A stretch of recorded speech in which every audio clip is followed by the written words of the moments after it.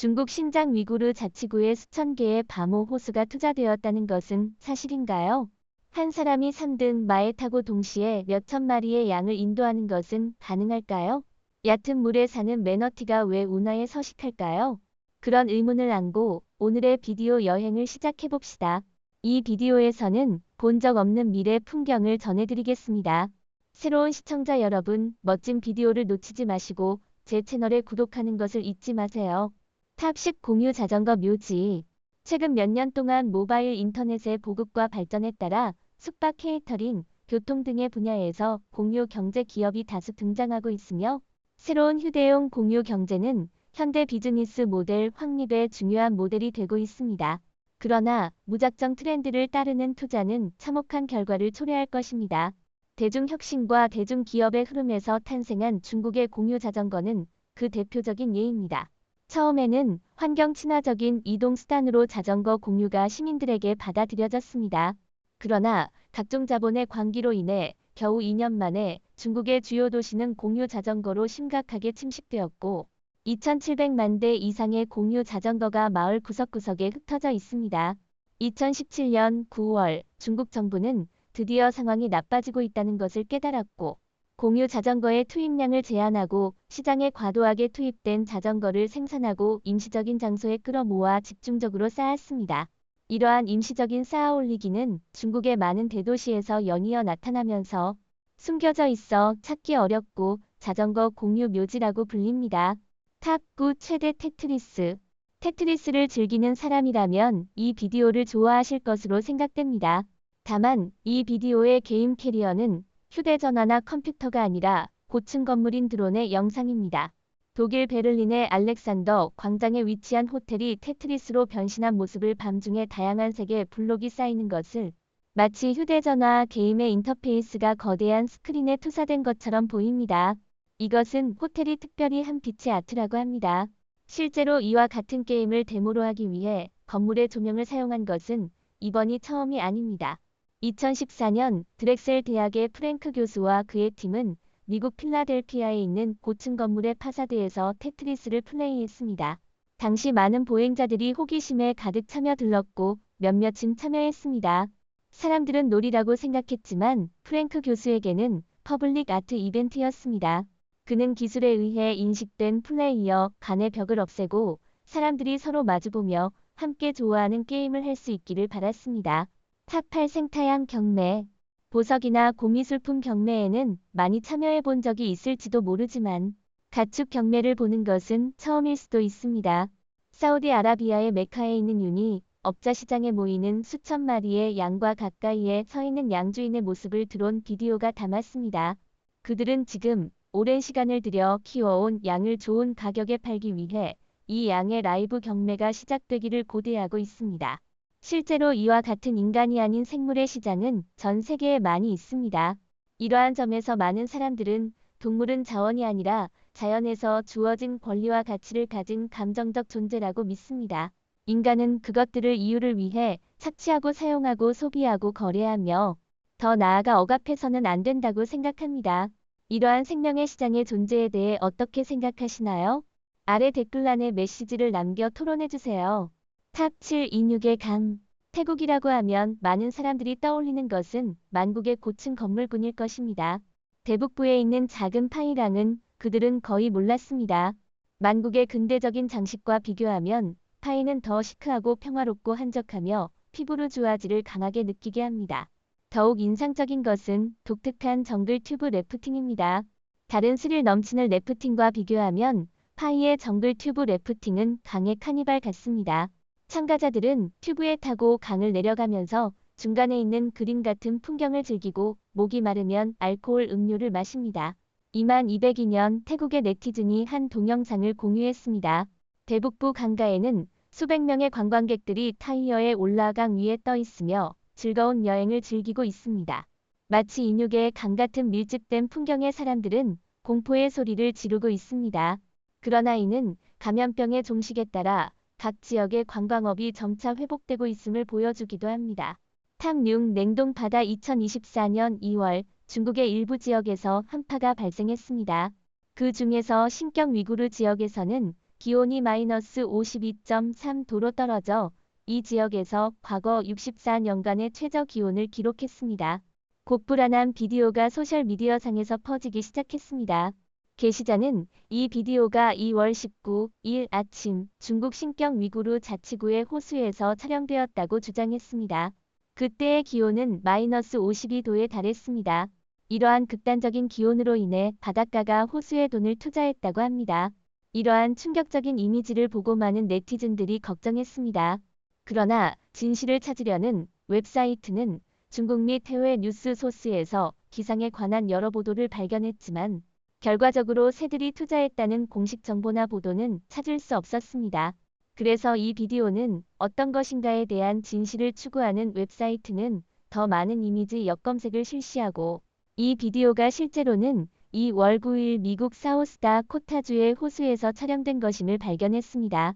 원래 비디오의 사진작가인 네이트 피니시는 이러한 새들이 눈을 감고 있으며 아마도 2주 중에 조류 인플루엔자에 감염되어 죽은 후에 물속에서 얼렸을 것으로 생각된다고 말했습니다. 신경 위구르 지역의 결과로 몇천 마리의 바다새가 죽었다는 뉴스는 거짓이지만 기후 이상과 감염, 병이 인류 및 다른 생물종에 악영향을 미치고 있음에는 의심의 여지가 없습니다. 탑 5꽃의 도시 베트남의 동탑상은 귀중한 역사적인 유산과 독특한 요리 예술, 특히 서양의 꽃의 도시로 알려진 사화마을로 유명한 지역입니다. 100년 이상의 역사를 가진 이 전통 공예 마을은 수백 종류의 이국적인 꽃과 식물이 심어진 낙원이며 베트남 서부 지역에서 최대의 연중꽃 공급자입니다. 매년 12월부터 전 세계의 무역업자들이 여기에 모여 다른 장소에서 판매하기 위한 꽃을 구입합니다. 사화마을의 꽃밭은 다른 꽃마을과는 다르게 높은 선반 위에 심어지고 그 아래에는 논이 있어 꽃 농부들은 장화를 신고 보트를 타고 꽃을 돌보아야 합니다. 여기서의 꽃 농부들에 따르면 꽃이 재배되는 땅 대부분은 저지대로 침수되기 쉬운 논을 회수한 것으로 비용 절감을 위한 것이라고 합니다. 한편 사화마을은 연중 쾌적한 기후와 풍부한 자연을 누리며 기억에 남는 암석 지형과 꽃 농부들의 능숙한 손놀림과 어울려 여기에서 재배되는 꽃들은 예술품과도 같습니다. 다채로운 꽃의 세계를 보기 위해 많은 관광객들이 여기를 찾습니다. 탑 4. 마르세유를 여행하다. 이것은 2013년에 프랑스의 마르세유에서 가장 주목받는 이벤트 중 하나입니다. 2013년 마르세유 프로방스 지역은 문화와 경제의 균형 개념을 기반으로 2013년 유럽 문화 수도로 선정되었습니다. 2013년 6월 9일의 축제 중에는 드론이 믿을 수 없는 광경을 포착했습니다. 붐비는 마르세유의 길거리에서 3등의 말을 탄 여성이 수천 마리의 양을 뒤따라 이끌고 있었습니다. 군중의 함성을 받으며 그들은 군중 속에서 새로운 나무 장식으로 나아가 마르세유의 상징인 프라드 비치에 들렸으며 자연을 찬양하는 사적인 여행을 하며 다양한 국적과 배경을 가진 보행자들도 단체로 따라오며 이 특이한 퍼레이드의 생기를 불어넣었습니다. 트랜시만스라 불리는 이 충격적인 퍼레이드는 켄타우로스 극장에 의해 기획되었으며 총 7천여 마리의 가축이 이 고대 도시를 통과했다는 것이 알려져 있습니다. 탑 3. 다이아몬드의 바다. 2023년 겨울 중국의 얼어붙은 도시 하얼빈은 가장 핫한 관광지가 되었고 이 독특한 얼음성을 경험하기 위해 중국 각지뿐만 아니라 해외에서도 관광객들이 찾았습니다. 이 성에서 가장 유명한 것은 태양에 비쳐 반짝이는 다이아몬드 바다입니다. 하얼빈시의 송화의 얼어붙은 물면에는 맑고 큰 얼음이 줄지어 있습니다. 이 얼음들은 1에서 2km에 이르는 밝은 다이아몬드 같은 성면에 일반 시민들과 외국인 관광객들에 의해 다이아몬드의 해갈이라 명명되어 태양빛에 빛나고 있습니다. 하바머 화강에서는 매년 본 작업의 기본적인 완료 후 장의 서쪽에 위치한 고속도로의 끝에 해안과 강의 무수한 남은 잔해가 쌓입니다.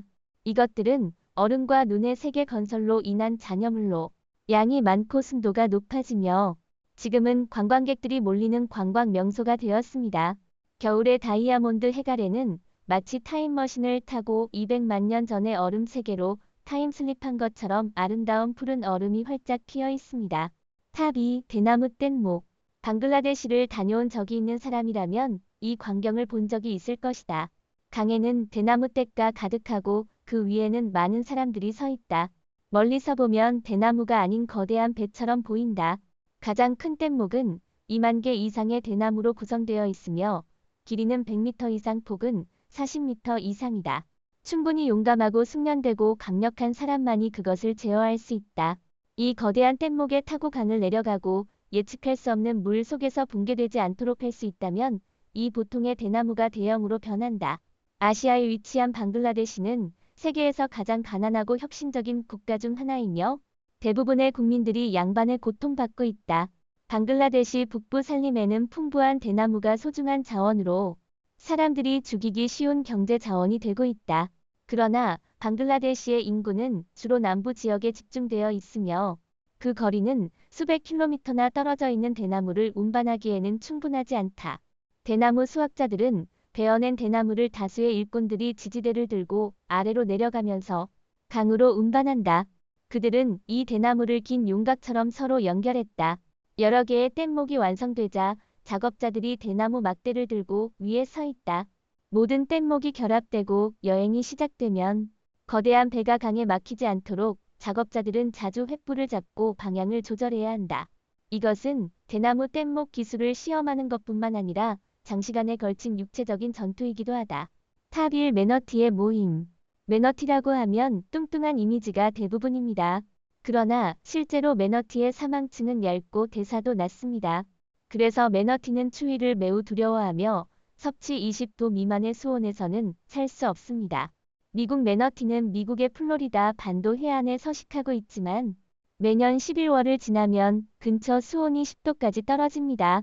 이때 매너티는 겨울을 위해 따뜻한 바다를 찾아 내륙의 강이나 호수로 헤엄칩니다. 특히 추운 밤에는 플로리다주 새텔라이트 비치에 작은 운하에 수백 마리의 매너티가 모이고 다 함께 다릅니다. 특징적인 점은 우수한 물이 유입되는 운하의 물 온도가 24도에 달해 인근 수로보다 11도나 높다는 것입니다. 2020년 1월 드론이 이 운하에 모인 매너티의 멋진 영상을 촬영했습니다.